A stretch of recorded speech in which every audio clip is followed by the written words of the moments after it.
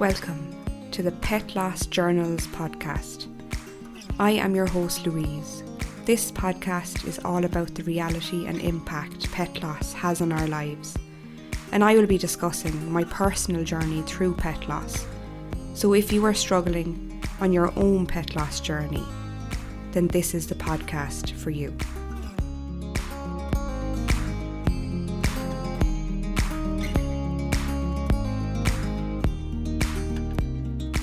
Welcome to episode 4, and I am delighted to be able to chat to you today.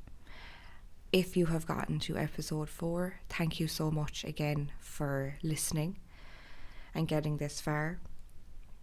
I'm just delighted that you, the listeners, can gain something or connect to something within these episodes. It means the world to me.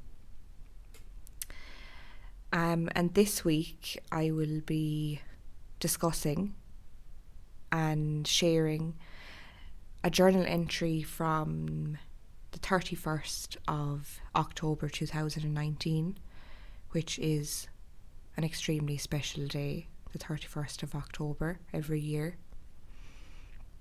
And I won't waste any time, and I will get straight into this week's journal entry. Here we go. Happy birthday, my dear Ozzie. 9 today. I hope you are enjoying it up there with Moose. Today has been very difficult. I bought some plants and bulbs for the grave, and I made it as lovely as I could. I can manage when I'm going, doing things. But it's when I stop and sit still that I cry, I ache, I hurt, I grieve, I feel anger. Sitting here in this house without you both here is morbid. There is no joy in this house anymore. It is only filled with my tears and sadness.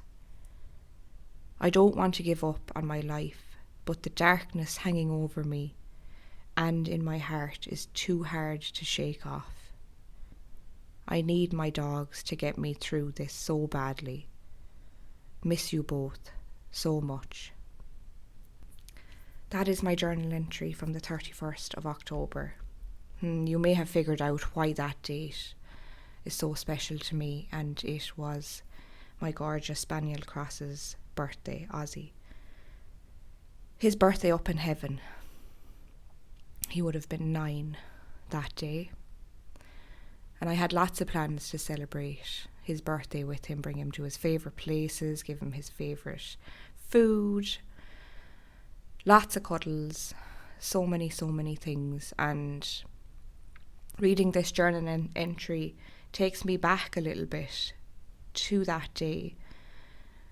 And when I read these journal entries, I do find myself feeling grateful. And you may be like, what do you mean feeling grateful? Feeling grateful for the journey of healing that I've been on. That I'm not still in that place of every time I sit still, I cry, I ache, I hurt. It's not like that now, because I have done so much healing. I mean, when I say that my house is only filled with tears and sadness, it's so raw, and but it was my reality. It's so real. That was my reality. And I know that some people listening also feel that way at the minute, or did feel that way before. And there are people that may be listening that have done healing and have done a healing journey, and maybe some people that are in the middle of it or haven't even started yet.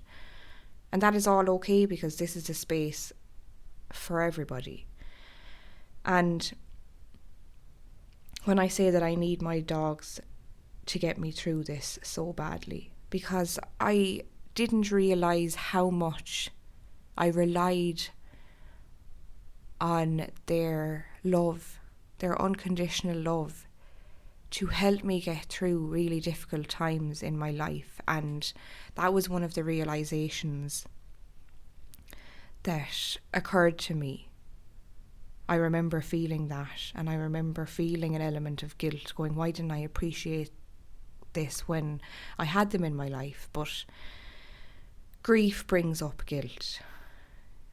Grief brings up so many emotions and responses in our bodies, and there is no way to explain this.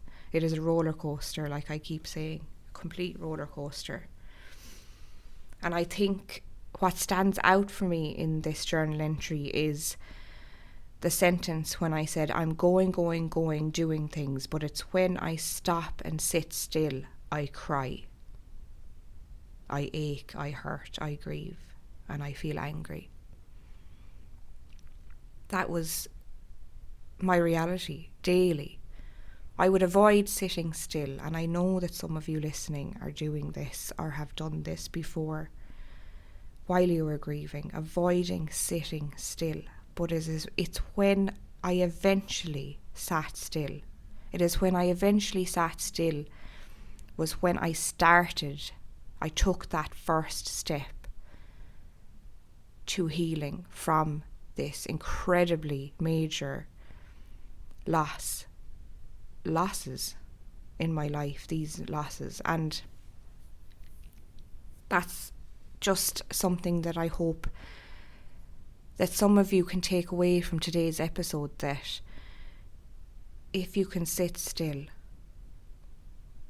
and just contemplate one thing that can help you to feel better today, one thing, whether that's walking in nature, whether that's opening up to someone about how you're feeling today, whether that is, I'm going to do something to start healing from this grief that I am feeling, whether that's counselling, whether that is starting a new hobby that helps you to heal something creative, whether that's doing what I did, journaling, buying your first journal in the bookshop or online, getting a pen to paper and physically doing that first step of healing, making a conscious effort to say, I am going to stop doing and keeping busy, and I'm just going to start to sit still, even if that is for 2, 3 or 5 minutes every day, even if it's for 5 minutes. That is something that started my healing journey.